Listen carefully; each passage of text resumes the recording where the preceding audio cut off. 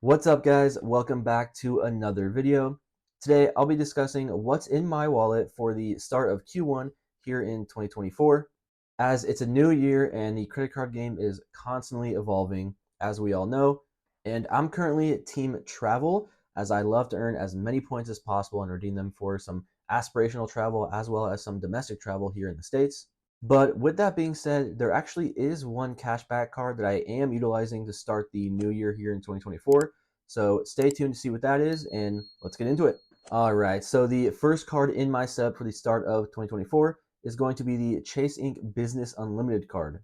The reason this card is in my setup and will be utilized, honestly, for the most part of the first quarter is due to that large sign-up bonus. I recently helped my wife apply for that card to get the hefty 90,000 point bonus on that card, as well as my own referral since I already have an Inc. Cash card.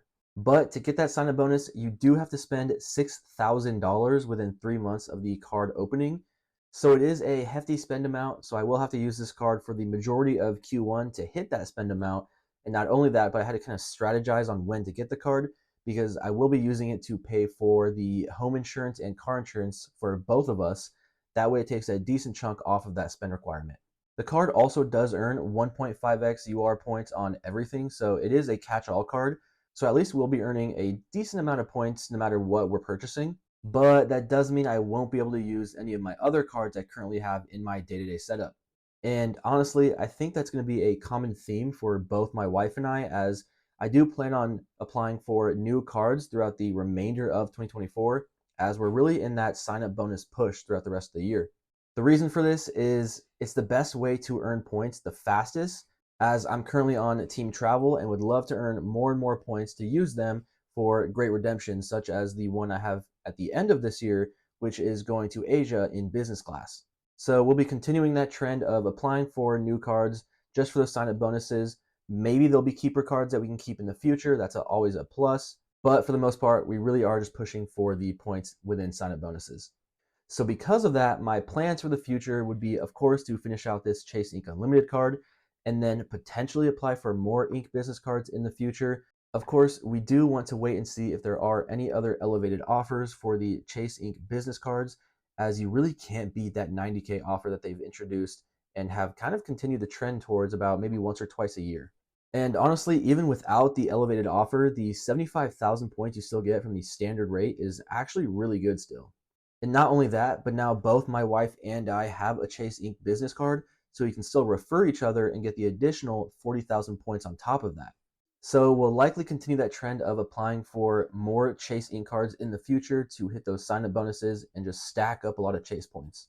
Not only that, but we both are under the Chase 524 rule, which basically just means you can't apply for any Chase card and get approved if you've applied for 5 or more credit cards within the past 24 months.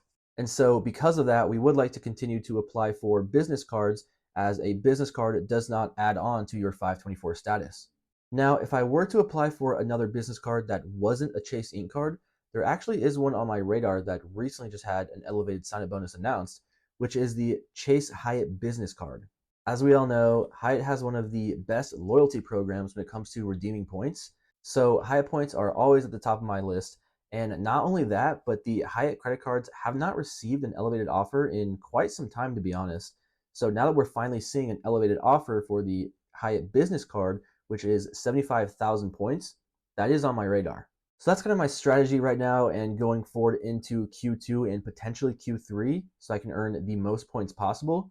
However, if I wasn't going for a sign-up bonus and I needed to use my day-to-day credit cards that earn me the most points in specific categories, then I do have a set of cards I would be using, so let's go through them. So the first category is dining, as that seems to be one of the higher expenses for us, and the card that I'd be using is the American Express Gold card. The Amex Gold does earn 4x points on all dining purchases within the US, which makes this a fantastic dining card. However, the one problem it has is it's a $250 annual fee. Now, you can try to offset this annual fee if you do use the 2 monthly credits that are provided on the card, which I do live in a big city, so I can utilize both of these credits. However, I will say the effective annual fee comes out to about $50, maybe a little bit less, because I don't value that Grubhub credit at the full $10 because I don't really eat at any of the other locations provided. And when it comes to Grubhub, They do upcharge on the food compared to buying it directly from, say, Chipotle, for example, as well as some other taxes and fees that may be included. So I don't get the full $120 credit. I'd say more around $80-ish. But Amex does provide other ways to reduce that annual fee, which includes some Amex offers. There was a fairly good one I used the other day, which was spend $300 at Marriott and get $120 back as a statement credit. So things like that can really help offset the annual fee, and that's why I still use the Amex Gold in my day-to-day setup. But there is another card I would use for dining here in Q1, that being the Discover It Cashback card. This card earns 5% back on specific quarterly categories that change every single quarter, and here in Q1, it is restaurants. So the Amex Gold would still be the main card I would use, as I do prefer points over cash back. However, if I was making a small dining purchase, say online, maybe ordering fast food or something, in that case, I might use the Discover It card and earn 5% cash back.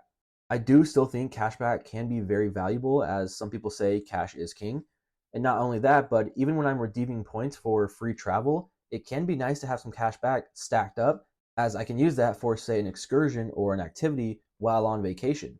So not only would I remember the free trip I booked using points, but I would also remember that free activity I took using cash back. All right, now moving on to the second category, that being grocery spend.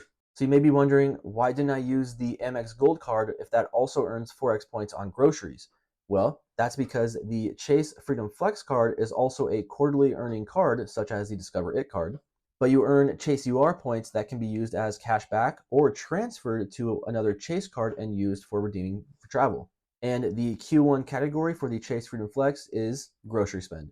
And this card is great because it has a $0 annual fee, and not only do you earn 5% back on select quarterly categories, but you also earn 3x on dining and drugstores, which is just a bonus on top. And like I mentioned, this card actually earns Chase UR points rather than just directly cash back. So you can transfer those points to, say, a Sapphire card and then use that to redeem for travel. The Freedom Flex is honestly one of my favorite Chase cards because you can earn 5x on some pretty common categories such as groceries and dining, or even Amazon sometimes. So if you don't have this no annual fee card, I highly recommend checking it out. Okay, so moving on, next we have the gas category. So honestly, for both my wife and I, we don't really spend that much money on gas. Because of that, we don't have a dedicated gas card, as I just haven't really felt the need to get one, and I'd rather use either a 524 slot or get a sign-up bonus for a different card instead of getting a gas-specific card. If I were to get a specific gas card, it would likely be the City Custom Cash, as that earns 5% back on your highest spending category every single month. So I do think that is a great gas card. However, I just haven't felt the need to get it yet. And so instead, the card I use is actually my Chase Ink Cash card. The Ink Cash earns 2x points on gas, which obviously isn't very much. But like I said, we don't really spend that much money on gas anyway, so I'm not too concerned about it. And at least I'm earning some Chase points because Chase doesn't really have a gas specific card. So 2x is better than 1x for Chase. Otherwise, I'd be using probably a catch-all card that earns times 2 points. Moving on, next would be the travel category, which would also include airfare in my case. And for this, I use the Chase Sapphire Preferred. The Preferred earns 2x back on travel spending, and it also earns 5x back on any airfare booked through Chase's travel portal. I use this card partially for the earning multiplier of 2x back on basically any travels, as it's a very broad category from Chase. But not only that, it also does have some pretty solid travel insurances. Again, I know there may be some other cards that have a higher spending multiplier for travel-specific expenses, such as the Amex Green Card or even the Chase Sapphire Reserve. But similar to gas, it just hasn't really been a priority for neither me or my wife, as 2x is still a solid multiplier compared to 3x is only a 1 point difference. And I'd rather focus on getting a new card that has a great sign-up bonus or an elevated sign-up bonus, or just getting a solid keeper card. Plus, you do have the possibility of booking through the Chase travel portal to earn 5x points on flights and some other travel spending, but I would typically just use it for flights, as I have done it a few times, mainly for the smaller flights I would take that are a bit cheaper, as if there's any international flights or just some more expensive flights within the US, I would rather book through the airline-specific website. That way, if I have any issues, I can go through them instead of Chase. But it is a possibility, and it's nice to have. Now, specifically moving on to hotel spend, well, I actually have two specific hotel credit cards that I use for any hotel spend. The first one being the personal Chase Hyatt credit card, and then the second one being the Chase Marriott Boundless credit card. I typically only stay at Hyatt or Marriott hotels, and so having both of these cards is really beneficial for my setup because I can use them to book any hotel stays and, of course, use them while I'm at the hotel. The personal Hyatt credit card earns 4x points on all Hyatt stays or purchases, so I use that for any Hyatt spend. And then the Marriott Boundless card earns an additional 6x on any Marriott spend, so I use that for when I stay at Marriott's.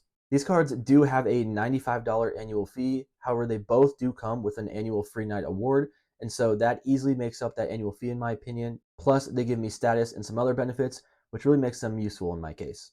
And then the last travel category would be car rentals, and for this, I would actually use my Capital One Venture X. The Venture X earns 10x points for car rentals when booking through the Capital One travel portal. And not only that, but the Venture X does provide Hertz President Circle status, and you also do get primary CDW coverage. So because of that, I would use the Venture X to book any car rentals through their portal, as I would assume there wouldn't be too many issues booking through the portal. And then speaking of the Venture X, I would also use this card as my final category, the catch-all credit card. The Venture X earns 2x miles on all purchases, so it's a great catch-all credit card compared to Chase's that only earns 1.5x points. The Venture X does have a $395 annual fee, but it does come with a $300 travel credit that you can use on the Capital One travel portal, and also every single anniversary year, they will give you 10,000 miles. So those two credits alone really offset the $395 annual fee, basically bringing in $400 worth of value, if not more. And then everything else on the card, such as the Hertz President Circle status, priority pass, lounge access for the Capital One lounges, all that stuff is pretty much a free bonus. And not only that, but if you have family or you want to give the card to a friend, you can actually add authorized users for free. So in my opinion, this is the best catch-all credit card on the market, and that's what I use for my personal catch-all card. And that'll do it. If I wasn't working on a sign-up bonus, that would be my setup for my day-to-day spend. So let me know what your guys' plans are. Do you guys plan on applying for more cards to earn some sign-up bonus points, or are you sticking with your core setup and earning points that way? Let me know what you guys are doing. Otherwise, that's all I got for you today. If you enjoyed the video, be sure to leave a like, and of course, subscribe to the channel if you haven't already, and check out one of the other two videos on the screen as well. I'll catch you guys in the next one.